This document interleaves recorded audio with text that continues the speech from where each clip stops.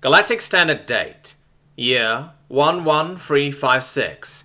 Day 94. Sol Standard Date. 4th of the 6th, 3267. Basileus was standing in the town square, staring at the ground as he ran through everything he knew about Amram's father. All he knew was that he was the dead creator of the universe system, the one true god, so to speak. He heard a hiss behind him and snapped back to attention, swinging around to see the source of the noise. "Ah, it was the tarantula," he said, as he started walking over to the fallen spider.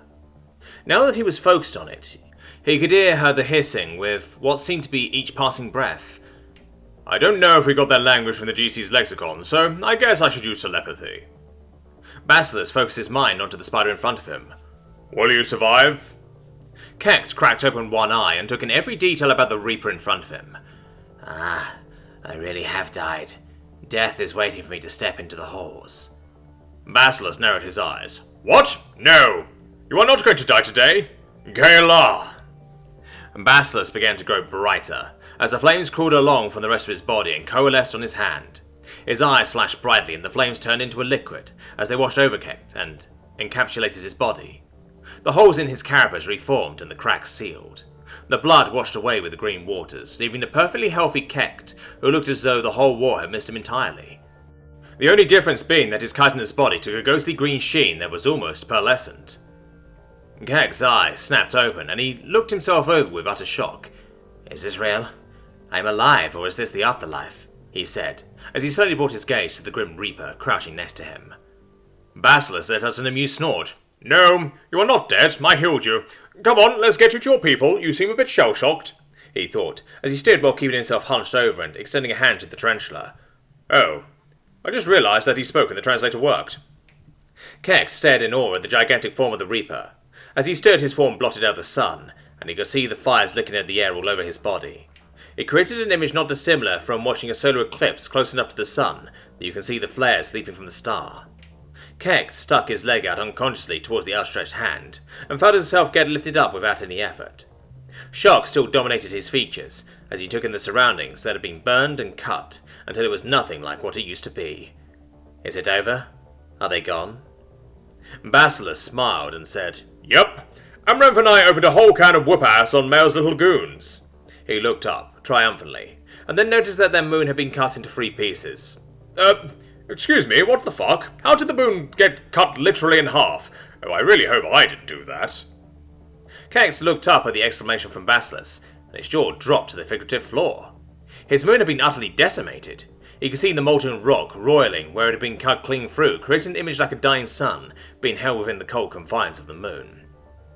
Basileus pinched the bridge of his nose and racked his brain, trying to figure out how he could magic himself out of this one. After a few seconds of deliberation, he sighed. "Nope, got nothing." He mentally searched for Amaranth and made the connection. "Hey, so I killed their moon by accident, didn't I?"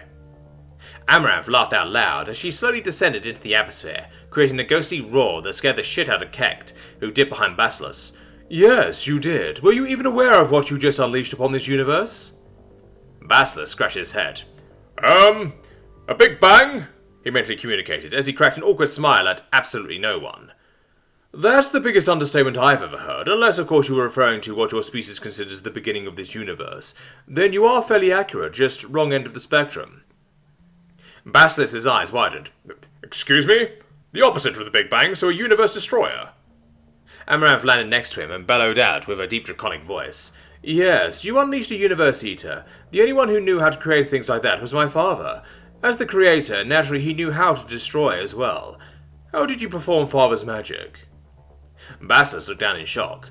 "I used science. I applied nuclear theory to a weapon, and I guess magical fission doesn't stop at miniature sun," he said, as he facepalmed himself.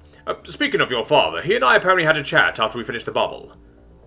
Amaranth narrowed her eyes, and with the most menacing voice she could manage, "What?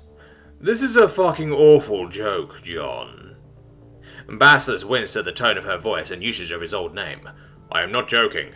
He said he is sealed in an empty dimension and our brothers and sisters hold the key to his release. He said that I achieved godhood or something along those lines and called me his son." Amaranth tilted her draconic head. "I'm sorry, but what the fuck?" Razaria woke up to see a crowd gathered around her, and she realized that she passed out in the war room. Embarrassed, she tried to change the subject on her mind. What's the situation with God? Bran simply flicked his wrist, and the group moved out of the way so she could see the recording that the guard was still dutifully performing. Razaria gasped at the sight of the dragon. That is the part of the depiction of death, is it not? So then, the ancient beast is truly his proxy of doom. The ancient texts use that beast's form whenever depicting great loss of life. She turned and smiled at her soldiers. We must go and give God the procession to the castle that he deserves. The grand hall should be a large enough room for him to sit with us.